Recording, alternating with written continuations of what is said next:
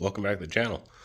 So, few things to talk about today, and quite a bit of an exciting announcement to make on, the day that America's being made great again, depending on your affiliation, but whatever. It's a good day. It's very cold. It's like 10 degrees in here, so let's hurry up and get to the good stuff.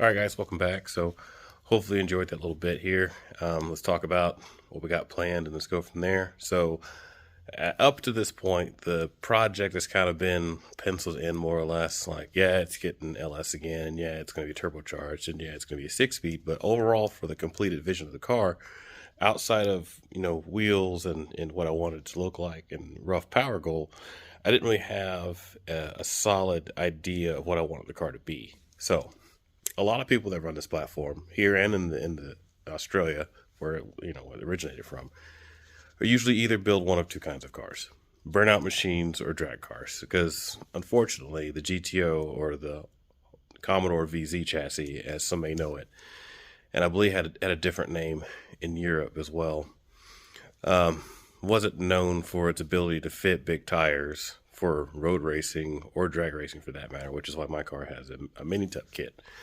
That being said, there's a little known model that they made less than 200 of for 2 years and less than 80 of the final year in 2006, called the Holden HSV Coupe 4, which is hilariously rare. I would argue that it's rarer than a BMW CSL or virtually any model of Lamborghini, possibly most Koenigseggs or whatever. The thing about this car is, for as rare as it is, if General Motors and ultimately Holden had given it a chance, I think it would have hurt a lot of feelings and possibly saved Pontiac if it was offered to the public as a purchasable model above the GTO. What they would have called it, who knows? But if they would have given it a chance, that platform a chance, I think it'd still be around today. So what is the HSV Coupe 4? So what they did was they took this car and they made it all-wheel drive. Not only did they make it all-wheel drive, they left it as a V8, which is crazy considering that the GTO had its fair share of shortcomings, but it was comfortable. It fit for grown men. It got great fuel economy, good power. It was an overall nice car. It just didn't it left a lot to be adorned for in the realm of cosmetics, because it wasn't particularly attractive. It was just like a good old-fashioned all-around good sedan. Well, they made a really badass, or would have potentially been a really badass version of it, but it only got the LS1. However, there's a different version of it that's a wagon that never came in a manual configuration, but it did come with the same trash 4L65 that pretty much everything General Motors came in back then, called the Holden Adventure, and that's this.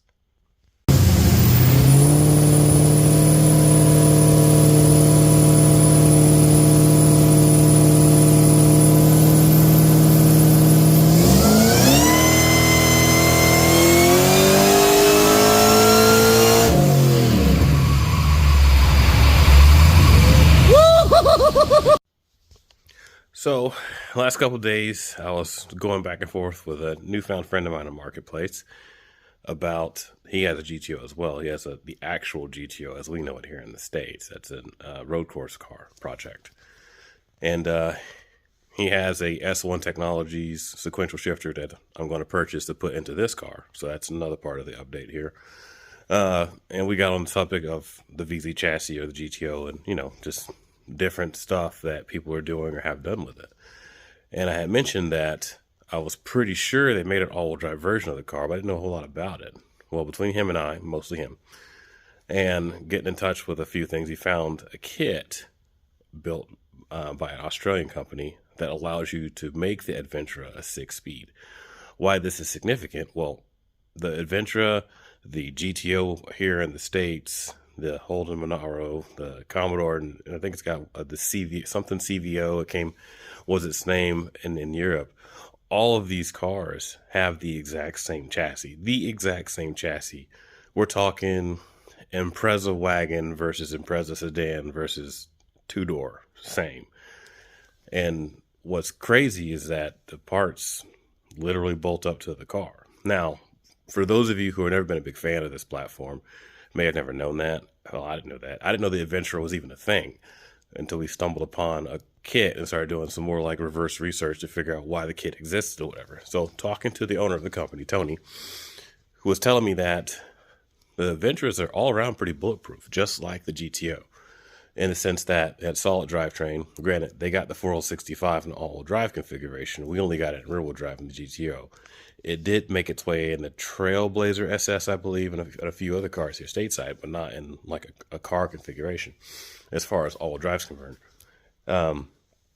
He said that overall the Adventures are pretty bulletproof, and that over there's a couple guys, like one of which, Warren, is another guy I've ran into and talked to. That's actually his car in the video you saw a little while ago. That makes over 1,000 horsepower, mind you, on the same trash all-wheel drive system that GM put into the Adventure platform. And both of them were like, yeah, these cars are pretty solid. And contrary to popular belief, the drivetrain systems are actually pretty solid as well. We wouldn't know that because we never got it. The one time I did ask about the setup or the HSV Coupe 4 on the LS1 pages on Facebook, somebody had said something to the effect of, it was a terrible system, it didn't work, and that's why they got rid of it. Well, they made less than 200 of these cars for 2 consecutive years and less than 80 on the third, so that's kind of hard to argue because they didn't have the production numbers there for us to know what they were capable of because nobody could afford it. That's how rare the car was. But if you're like me and you have a car you've had forever, it's long paid off, it's a project this time, and you don't want to do what everyone else does, which is to basically make it an all-out drag car or a drift car, which has been done 1,000 times over, or some overpowered street car that'll never get any traction, there's some truth to this. So what I'm not gonna say I'm gonna build an HSV Coupe 4 clone because the car is too far gone overall for that to be a possibility. What I am gonna say is doing the research on what I've learned up to this point, we will have an HSV Coupe 4 driveline, but we're going to borrow the components from the Holden Adventura, which is the car that they made plenty of, or at least enough to get these parts from. And from what I understand, nobody wants these parts because the Adventura isn't a particularly desirable car. However, I also learned that in Australia, according to Tony, they only got the LS1, 2, and 3. They don't have the plethora of 4.8s and 5.3s and 7 liters and all that kind of stuff that we have over here that came in a bunch of different cars. Nor do they have the aftermarket support that we have. So there's a potential here to build something on the level of the all-wheel drive Civics in the realm of like competitiveness, if you catch what I'm saying. The biggest flaw the GTO has ever had was traction. And if you've owned one of these, if you've raced one of these, if you were around when these cars were new, you know exactly what I'm talking about. So I'm really excited. I've already gotten in touch with another guy whose name eludes me at this point. I think his name is Kyle, also from Australia, who has pretty much everything I need. The transfer case, the front diff, the rear diffs are the exact same as the diffs in the cars we got over here. They are 346 gear ratio. The GTO, my car, your car, if you have one watching this, is a 346 from factory. So if you're familiar with all-wheel drive setups, the diffs have to match. And that's one of the biggest flaws that the Civic guys are dealing with, is finding differentials to put in the rear of their all-wheel drive conversions that match the front, that are same ratio and durability, all this kind of stuff. On top of that, apparently you can buy a wave track diff to put in those housings that are stronger than factory, which GTO guys have been doing this for years in this thing. And so the reason this is so exciting for me is because I didn't realize the Adventure existed. Fuck, I didn't know that. You probably didn't know that because we're not Australian. And even then, it's a very unique car in and of itself. And Holden hasn't been around as a company in years because they, went out of business officially a long time ago. So we'll see where this is going to go. I can't make any huge promises yet because I have most of the parts sourced from one guy. He has everything short of the hubs, which they're probably different than the factory ones. Nobody knows. I don't know. They say that the hubs are different and the shocks might be different, but the Adventure was able to get coilovers for it, which is great because I need coilovers for the front of the car anyways, as I have AFCO big guns in the rear. So this is exciting. This is really exciting. I'm not really sure. I can't make any promises on the ETA because the other issue I have is I have a transmission, but it's a T56. It's a T56 that's in pieces. The kit that Tony has is for a TR6060, which we didn't get over here until after 2008, at least in the Corvettes. And I think the 5th gen Camaro had a TR6060, and you can buy one for the GTO, but the tail shaft is the back housing is different, or has to be different for this kit. But he has a write-up that pretty much tells you everything you need to put the 6-speed in an Adventure, which the only part of that really applies for us is what we need to do to make our cars all-wheel drive. So here's the plan. I'm going to get this sequential shifter I told you guys about, which I think is for a TR6060 anyways. We're going to buy the tail housing piece we need. It's off of a C5 Corvette to bolt on it to allow the transmission adapter to work on the TR6060. As far as TR6060 itself is concerned, that should be pretty easy to find. I should probably be able to sell the T56 I have, although it's in pieces, at least for core value. So $500-600, which I can put towards getting a 6060, and maybe do a partial trade with the turbo I have or something like that. But we're going to get this. We're going to make this happen. As far as the turbo kit is concerned on the GTO now, I'm going to hold off on that because I don't know what that K-member looks like. It could be exactly the same, but I don't want to go through all this work of reworking the turbo kit on the front end just to rework it again, because I don't know what it's going to look like with the differential, the oil pan, all that's going to be different. And this guy has everything I need, more or less. The oil pan, the diff, the transfer case. I think he's got drive shafts, at least for the front half. The rear one won't be the same, obviously. It'll have to be cut down or shortened. The one I can have shortened because it's an aluminum one piece, which will probably help harmonically, because I know on the one pieces on the GTOs, once you put those in there, there's a little bit of a vibration over 120 miles an hour. Ask me how I know. And the brake calibers in the front might be different. But overall, we're talking about a car that as of this year, sometime this year, is 20 years old. My car is a 2005.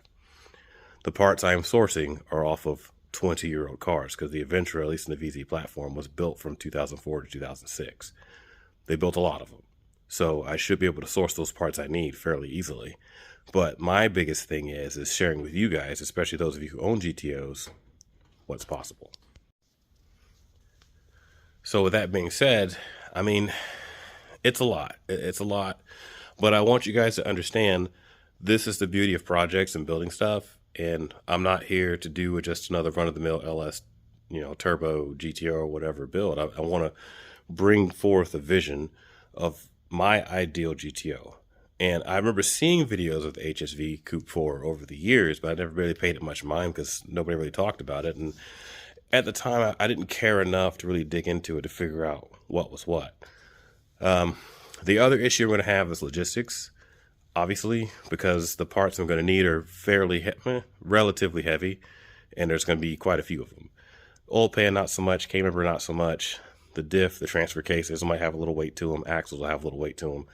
The guy I'm talking to now says he should be able to get a pallet together, put everything on a pallet, and then just ship it, freight-wise. So we'll see. The goal is to have the kit for the transmission that bolts the transfer case to and the housing, and maybe a transmission next month, just bolted into the car, and then have the transfer case and all the parts from Australia on the way. So when they get here, we can mock everything up, take measurements for the drive shaft, front drive shaft, front half shafts, and all that kind of stuff in place in the car. And so my goal is, by my birthday, have a functioning all-wheel drive system in this car. And this is January, my birthday is in June, so that gives me roughly 6 months, because I have to account for the potentially crazy long shipment times to get stuff from Australia. Now, the kit itself is a billet piece, very small, fits in a small box, should be 7 to 10 days. The larger items, I don't know, because the guy I'm talking to says he has a hookup from Australia to a customer in Los Angeles. Well, if you aren't aware, Los Angeles is currently on fire. That being said, I still have to get it from Los Angeles to Oklahoma, or get it shipped directly from Australia to here. So we have to work all those logistics out, along with, parts, prices for the parts and stuff like that. This stuff isn't free. I mean, it might be cheap, but the shipping and stuff, that's not going to be free. And we'll just kind of see. So as far as the GTO build is concerned in and of itself, the car runs. The car presumably stops because we have a complete brake kit on it. But with this interesting turn of events and a shift to the driveline, because remember, as far as the turbo kit's concerned, it's more or less done. I have to rework the hot side. I talked to Michael at Monkey Fab Garage. He has a front air, air charge cooler, or charge air cooler that he's got laying around the shop. He's going to send so I can do the cold side. But the driveline itself, I never really had a plan for, because most of those parts I got in trade. So I have no money in the driveline right now, outside of the adapter for the rear drive shaft for the one piece, or for the rear end for the drive shaft. Sorry, just really excited, trying to keep my thoughts together here. So any wheeling and dealing and trading I have to do on the driveline in will be the bulk of the money I've had in the project thus far, because most of the stuff I'm dealing with was cheap, traded, or I already had it. So, arguably free. But for this stage of it, I'm going to have to actually pay for things. And there's a lot of parts that's specific to the Adventure that I'm going to have to probably order from Australia to get here to put on this car. So come the fall, we'll see what we have, man. Like, the goal as of right now is to have a running and driving GTO come end of 25. But to have a running and driving all-wheel drive GTO would be next level. And as far as I know, I'd be the only person in the country with an HSV Coupe 4-esque swap GTO, period. So, I mean, there might be an HSV Coupe 4 here that somebody bought and brought over and is, hidden somewhere in a private collection. Those don't count. We're talking about a car the guy in his garage in Oklahoma, of all places, built, and it's showing you guys that can be built, so we can go around and maybe start slapping around some of these high dollar exotics and big power cars that average guys like you and me can afford to compete with just a little bit of know-how and some math. Well, cutting torches and welding machines. Math is, so I'm excited. So if you're a LS guy and a fan of the GTO, and you like going fast and the cheap, well, this swap may be something for you to consider. Because as of right now, Adventure parts are cheap, from what I'm told. GTOs are cheap because nobody wants them. So if we can put 2 and 2 together and build something, thanks to Tony's efforts in building this kit, that we can turn our cars, our 6-speed cars no less, into all-wheel drive bruisers, that could be something. So if you have a big horsepower GTO who likes to roll race or drag race or whatever, or just, play around in the street or whatever, you might want to stay posted, man, because this could be something. So anyway, thanks for watching, and thanks for being excited with me on this, because this is huge. This is super huge. So we'll see what happens.